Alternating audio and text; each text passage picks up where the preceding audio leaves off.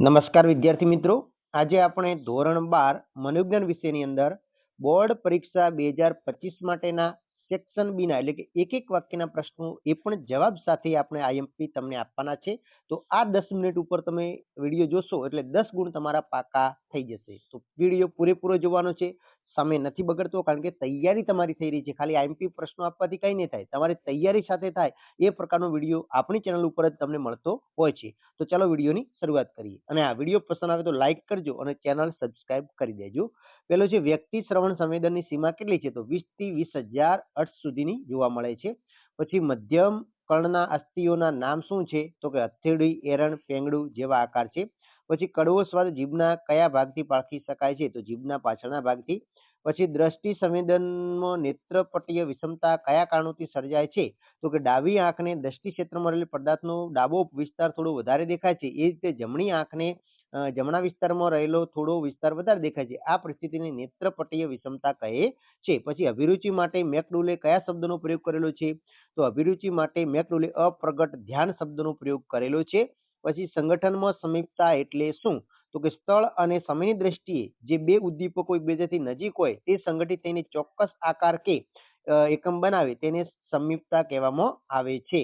એના પછી જે પ્રત્યક્ષીકરણમાં સામૂહિકીકરણના નિયમો મનોવિજ્ઞાનના કયા સંપ્રદાય આપેલા છે?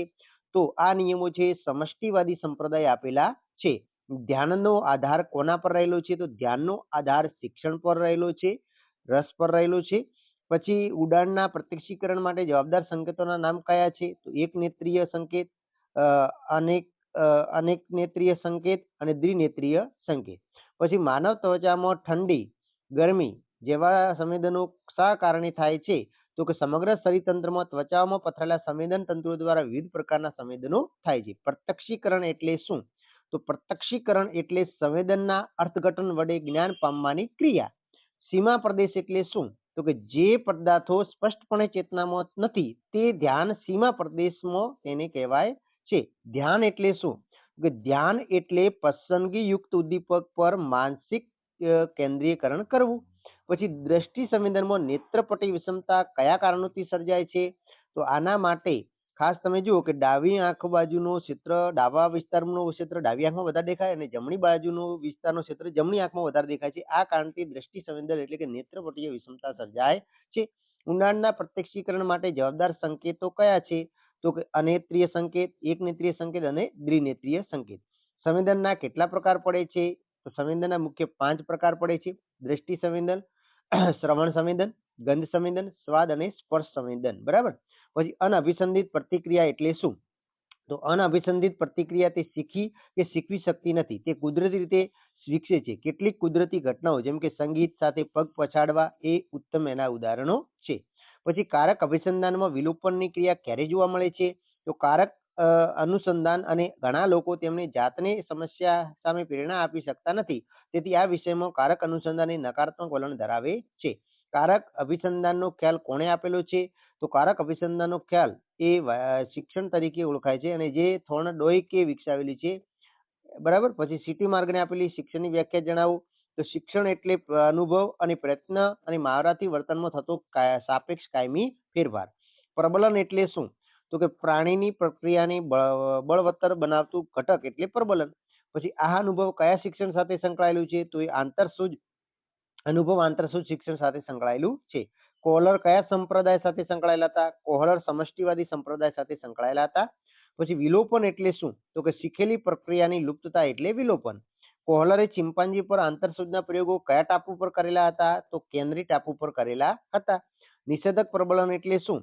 તો કે નિષેધક પ્રબલન એટલે પ્રક્રિયાની સંભાવના વધારનારું પ્રતિક્રિયા પછી તરત જ દૂર કરાતું ઉદ્દીપક. બરાબર. પછી વિધાયક પ્રબલન એટલે શું? તો કે વિધાયક પ્રબલન એટલે પ્રતિક્રિયાની સંભાવના વધારનારું પ્રતિક્રિયા પછી તુરંત રજૂ કરતું ઉદ્દીપક. દાખલા તરીકે હાથો દબાવવાથી ઉંદરને મળતી અન્નગુટિકા. ઉદ્દીપક ભેદ બોધન એટલે શું? તો એક ઉદ્દીપકની હાજરીમાં પ્રતિક્રિયા મળે ત્યારે પ્રબલન આપવામાં આવે અને બીજા ઉદ્દીપકની હાજરીમાં પ્રતિક્રિયા મળે ત્યારે પ્રબલન આપવામાં આવે ના આવે તો બે ઉદ્દીપક વચ્ચેનું ભેદ બોધન સમજાય છે. ઉદ્દીપક સામાન્યીકરણ એટલે શું? તો અમુક ચોક્કસ ઉદ્દીપક પરિસ્થિતિમાં પ્રતિક્રિયા આપતા શીખ્યા બાદ ઉદ્દીપક પરિસ્થિતિમાં ફેરફાર કરવામાં આવે છતાં પ્રતિક્રિયા મળે આને ઉદ્દીપક સામાન્યીકરણ કહે છે. અને એક પ્રયોગમાં ગોળ ચાવીમાં પ્રકાશથી તીવ્રતા 8 રાખીને કબૂતરની ચોંચ મારતો શીખડાવ્યું હતું. પ્રયત્ન અને ભૂલ દ્વારા શિક્ષણનો પ્રયોગ કોણે કર્યો છે? તો એ પ્રયોગ થોર્નડોઇકે કર્યો છે અને બિલાડી પર કરેલો છે. બરાબર. પછી બુદ્ધિઆંકને બીજા કયા નામથી ઓળખાય છે? તો બુદ્ધિલબ્ધિના નામથી ઓળખવામાં આવે છે. ચેતના મનોવૈજ્ઞાનિક દ્રષ્ટિકોણ આધારે બુદ્ધિનો સિદ્ધાંત કેટલો છે? તો કે જે ચેતન વૈજ્ઞાનિક દ્રષ્ટિકોણને આધારે બુદ્ધિનો સિદ્ધાંત કોણે દર્શાવેલ છે? તો જેપી દાસ અને તેના સાથીદારે દર્શાવેલો છે. પછી વ્યક્તિગત બુદ્ધિ કસોટી કોને કહે છે? તો વ્યક્તિગત બુદ્ધિ કસોટી એટલે એક જ સમયે એક જ વ્યક્તિને આપી શકાય તેવી કસોટી. પછી બીઆઈટી કસોટીનું પૂરું નામ શું છે? તો કે કોકમેન બ્રીફ ઇન્ટેલિજન્સ ટેસ્ટ. પછી પ્રતિભાસંપન્ન બાળકોનો બુદ્ધિઆંક કેટલો હોય છે? 130 થી વધુ હોય છે. બુદ્ધિઆંક શોધવાનું સૂત્ર શું છે? બરાબર. તો બુદ્ધિઆંક બરાબર શારીરિક વય ભાગ્યા માનસિક વય. બરાબર. પછી ગિલફર્ડ દર્શાવેલા સિદ્ધાંતને કયા સિદ્ધાંત તરીકે ઓળખવામાં આવે છે? તો ગિલફર્ડ સિદ્ધાંતને ત્રિપરિમાણીય સિદ્ધાંત તરીકે ઓળખવામાં આવે છે. બુદ્ધિ અંગેનો દ્વિઘટીય સિદ્ધાંત કોણે રજૂ કર્યો છે? તો ચાર્લ્સ સ્પીયરમેને રજૂ કરેલો છે. પછી આરપીએમ નું પૂરું નામ જણાવો. તો રેવનન્સ પ્રોગ્રેસિવ મેટર. બરાબર.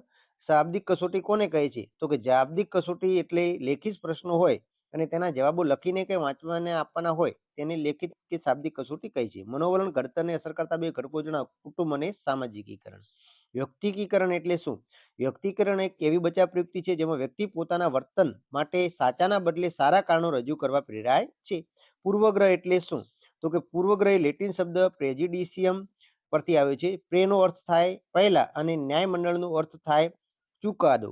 એટલે તેથી પૂર્વગ્રહ પરિસ્થિતિનું યોગ્ય રીતે વિશ્લેષણ કરતા પહેલા નિર્ણય લે છે. જે પૂર્વગ્રહ એટલે કે કોઈક વિશેની લાગણી અથવા વિચારો અંગે કંઈક પહેલાથી જ કહી દેવું એને પૂર્વગ્રહ કહેવાય. સમૂહ માધ્યમોના સાધનોના નામ જણાવો. તો આપણે એકદમ ઈલી છે. બરાબર. એ આવડી એવું છે. બરાબર. પછી કુપુર સ્વામીએ મનોવલણની કઈ વ્યાખ્યા આપી છે? તો બી કુપુર સ્વામીએ એક ભારતીય મનોવૈજ્ઞાનિક છે અને તેમણે વ્યાખ્યા કરી વલણ એ ચોક્કસ વસ્તુ, વ્યક્તિ અથવા પરિસ્થિતિ પ્રત્યે સતત સંપાદિત અને આવેગયુક્ત પ્રતિક્રિયા અથવા વર્તન છે. પછી સામાજિકીકરણ એ શેની પ્રક્રિયા છે? તો સામાજિકરણ એ રિવાજો, મૂલ્યો અને ધોરણોને રહેણીકરણી વિચારસરણી આત્મસાત કરવાની પ્રક્રિયા છે. શિક્ષણનું પુનઃગઠન એટલે શું? તો શિક્ષણનું પુનઃગઠન એટલે પૂર્વગ્રહો નાબૂદ કરવા માટે હેતુપૂર્વક શિક્ષણ તથા શિક્ષણની રીતમાં પરિવર્તન કરવામાં આવે તો શિક્ષણના નવા ગઠનમાં બાળકોમાં પૂર્વગ્રહો જન્મતા રોકી શકાય છે. મનોશારીરિક રોગ એટલે શું? તો મનોશારીરિક રોગ એટલે માનસિક કારણોસર ઊભા થતા શારીરિક રોગ. માનસિક સ્વાસ્થ્ય એટલે શું? તો કે માનસિક સ્વાસ્થ્ય એટલે વ્યક્તિત્વનો વિકાસ જે વૈજ્ઞાનિક રીતે કોઈ પણ પ્રકારના મનોવૈજ્ઞાનિક અથવા માનસિક વિકાસ સામે લડવાનો પ્રયાસ કરશે. માનસિક સ્વાસ્થ્ય સુધારવા માટે કેટલાક પગલાં જરૂરી છે, જેમ કે આહાર, કસરત, યોગ, જીવનશૈલીમાં ફેરફાર વગેરે. ઇજનેરી વિદ્યામાં સ્ટેટ શબ્દનો જણાવો. એટલે કે ભૌતિક પદાર્થ પર લગાડેલા બાહ્ય બળ એવો થાય છે. યોગની ભેટ વિશ્વને કોને આપી? તો યોગની ભેટ વિશ્વને ભારતના પતંજલિ ઋષિ અને અન્ય મહાન ઋષિએ તપસ્વીએ આપી છે. લેજારસી મૂલ્યાંકનના કયા બે તબક્કા પાડ્યા છે? તો કે પ્રાથમિક મૂલ્યાંકન અને દ્વિતીયક મૂલ્યાંકન. ભૌતિક સંસાધન એટલે શું? તો કે ભૌતિક સંસાધન એટલે નાણાં, તબીબી સંભાળ, ભૌતિક સુવિધા વગેરે. પછી મનોભારક કોને કહેવાય? તો મનોભારને ઉત્પન્ન કરનાર વૈવિધ્યપૂર્ણ બાહ્ય અને આંતરિક ઉદ્દીપક સમૂહને મનોભારક કહેવામાં આવે છે. ભૌતિક સંસાધનો એટલે શું? પછી આગળ આવી ગયું છે. પછી મનોજાતીય વિકાસની અવસ્થા કયા મનોવૈજ્ઞાનિકે દર્શાવેલી છે? એ પણ તમારે જાતે તૈયાર કરવાનું છે. પછી સામાજિક ભયને અન્ય કયા નામથી ઓળખવામાં આવે છે? તો સામાજિક ભયને સામાજિક ચિંતાની વિકૃતિ તરીકે ઓળખવામાં આવે છે. પછી ઓસીડી નું પૂરું નામ જણાવો. Obsessive compulsive disorder. બરાબર. પછી એડ્સ એડીએચડી ની વિકૃતિ કઈ પૂરું નામ જણાવવાનું છે? તો એનું પૂરું નામ તમે જોઈ શકો છો. Attention defective hyperactive disorder. પછી વર્તનવાદના પ્રેરણાતા જેબી વોટસન હતા. ઓટિઝમને નૈદાનિક ભાષામાં શું કહેવામાં છે? એસડી કહેવામાં છે. એટલે કે ઓટિઝમ સ્પેક્ટ્રમ ડિસઓર્ડર તરીકે ઓળખવામાં આવે છે. એ પછી આના પછી એપીએ નું પૂરું નામ જણાવો. તો અમેરિકન સાયકાટ્રિસ્ટ એસોસિએશન થાય છે. વિકૃતિ ભય કોને કહેવામાં આવે છે? તો વિકૃતિ ભયમાં વ્યક્તિ અબૌદ્ધિક રીતે કોઈ પણ જાતના કારણ વગર કોઈ ચોક્કસ વસ્તુ, પરિસ્થિતિ કે જીવજંતુ કે પ્રાણીથી સતત ભય પામે છે. આવા ભય પ્રમાણ વિનાનું જેનું કારણ સમજાય નહીં એવો વ્યક્તિને અંકુશ બહારનું હોય છે. સલાહમાં ઓછામાં ઓછા કેટલા માણસો પ્રત્યક્ષ સંપર્કમાં હોય છે? ઓછામાં ઓછા 2 માણસો. એક સલાહાર્થી અને સલાહકાર. રોજર્સના અભિગમ કયા નામે ઓળખાય છે? તો કે સલાહર્થી કે અસીલ કેન્દ્રીય અભિગમ તરીકે ઓળખાય છે. તાર્કિક ભાવાત્મક ઉપચાર પદ્ધતિ કોણે આપી છે? આલ્બર્ટ એલિસે આપેલી છે. બોધાત્મક ઉપચાર પદ્ધતિ કોણે આપેલી છે? તો એ પણ આલ્બર્ટ એલિસ અને એરોન બેકે આપેલી છે. વાર્તનિક અભિગમનું વર્તનોપચારનું નામ કોણે આપ્યું છે? 1950માં મનોવૈજ્ઞાનિક લિન્સન અને સ્કિનરે વાર્તનિક અભિગમનું નામ વર્તનોપચાર આપેલું છે. મનોપચારની પ્રક્રિયાના તબક્કાના નામ જણાવો. તો કે આરંભનો તબક્કો, મધ્યમનો તબક્કો અને અંતિમ તબક્કો. પછી એપીજીએ નું પૂરું નામ જણાવો. તો American personal and guides association થાય છે. સલાહ પ્રક્રિયાનું પ્રથમ સોપાન કયું છે? તો કે સલાહથી આવવાનો હેતુ જાણવો.